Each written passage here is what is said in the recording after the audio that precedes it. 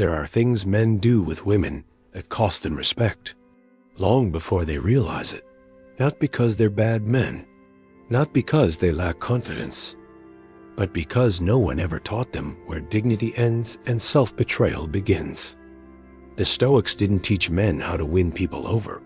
They taught men how to not lose themselves. And that distinction matters. This video is not about tricks, not about dominance, not about how to get her back.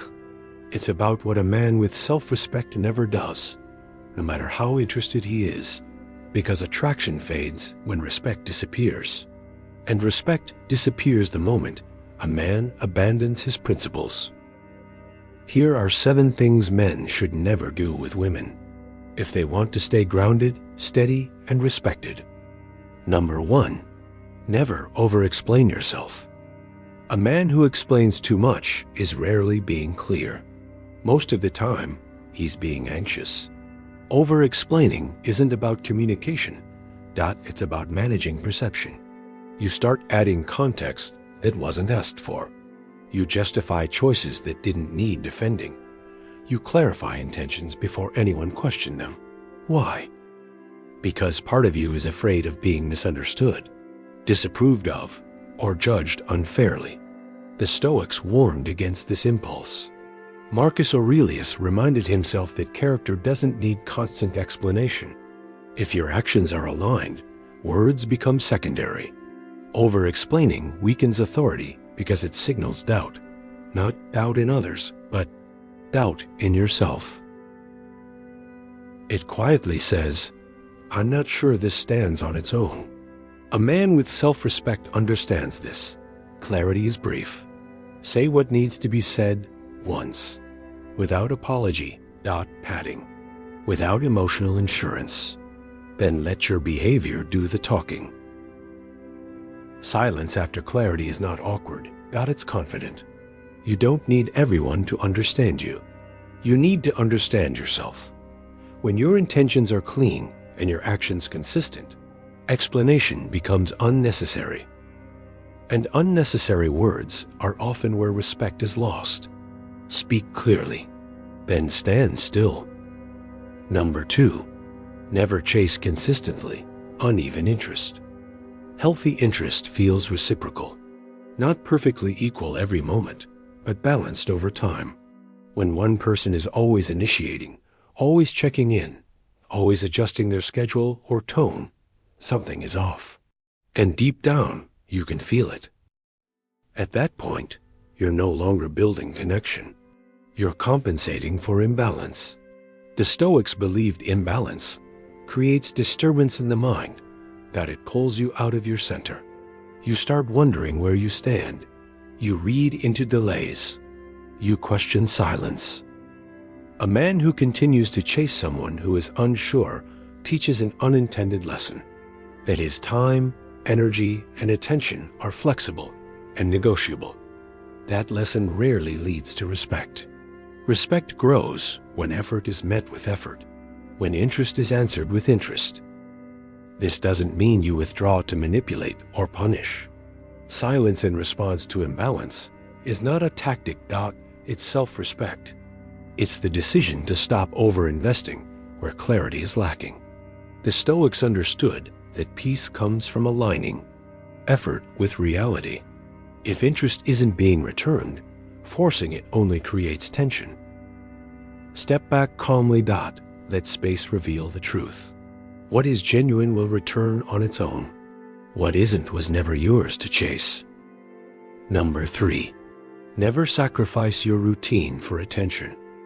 A man without structure slowly becomes dependent on external validation. At first, it doesn't feel like a problem. You cancel a plan here. You rearrange your schedule there. You stay available just in case. It feels flexible, even romantic. But over time, something shifts. Your priorities start moving around someone else's availability. Your routine becomes negotiable. And with that, your center weakens. The Stoics believed a man should be anchored to his duties, not because duty is rigid, but because it creates stability. Your routine is not something to abandon for attention. It's what keeps you grounded when emotions rise. A man with structure moves through life with direction. His time has weight. His presence has shape. That stability is attractive, not because it's impressive, but because it signals self-respect. When a man reshapes his life around attention, it communicates uncertainty. It suggests he has nothing solid to return to. You don't need to be unavailable. You need to be committed to your work, your growth, your responsibilities. When your life has direction, attention becomes a complement, not a replacement. And that difference is felt immediately. Number 4. Never react emotionally to uncertainty. Uncertainty is uncomfortable. It creates gaps in information, and the mind rushes to fill them. That's where fear enters. Fear doesn't always show up as panic. More often, it looks like over-texting, repeated questions, confrontation disguised as clarity, subtle emotional pressure meant to force an answer. The Stoics warned against this. They understood that reacting to uncertainty doesn't resolve it, it amplifies it. Every emotional reaction tightens the situation. It raises stakes that didn't need to be raised. It turns ambiguity into tension. Calm is the correct response to what is unclear. If something feels uncertain, observe it. If behavior is inconsistent, step back and let it reveal itself. Not everything unclear requires immediate explanation. Not every silence needs to be filled. Reaction hands control to emotion. Restraint keeps it with you. When you react emotionally, you communicate anxiety. When you remain steady, you communicate confidence. The Stoics trusted that time and space expose truth more clearly than pressure ever could. Uncertainty tests patience, but patience preserves dignity, and dignity is always worth protecting. Number 5. Never try to convince someone to choose you. Attraction does not need persuasion. The moment you start arguing your value, you quietly lower it. Trying to convince someone to choose you usually doesn't come from confidence. It comes from fear. Fear of losing something you want, fear of being overlooked, fear that you're not enough as you are. The Stoics rejected this mindset completely. Epictetus taught that what is meant to align does not need force. If something requires constant convincing, explaining, or proving, it is already unstable. When someone is unsure, let them be unsure. That's not coldness, that's clarity. You cannot negotiate genuine interest. You cannot reason someone into desire. And you cannot talk your way into respect. A man who knows his worth doesn't campaign for acceptance. He doesn't present arguments for why he should be chosen. He doesn't compete for attention. He states who he is through his actions and allows others to decide freely. This is not about pride. It's about self-respect. When you stop trying to convince, something shifts. Pressure disappears. Dignity returns. And whatever chooses you from that place is choosing the real you, not the version that had to plead to be seen. Number 6. Never tolerate disrespect to keep connection. Disrespect ignored becomes precedent. It rarely starts big. It shows up quietly. A comment you laugh off even though it stings. A boundary crossed that you don't address. Silence you keep to avoid conflict or keep the peace. Over time, these moments add up, and the Stoics warned against this exact pattern.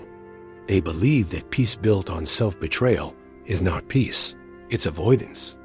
When you tolerate behavior that violates your standards, you teach others how to treat you.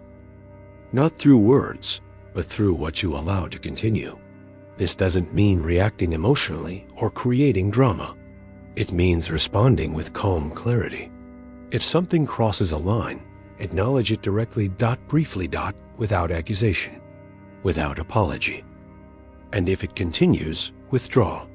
Walking away from disrespect is not punishment, it's alignment. Respect is not something you demand or argue for. It's something you enforce through action. The Stoics understood that dignity is maintained, not negotiated. A man who protects his boundaries quietly doesn't need to raise his voice. His standards speak for him.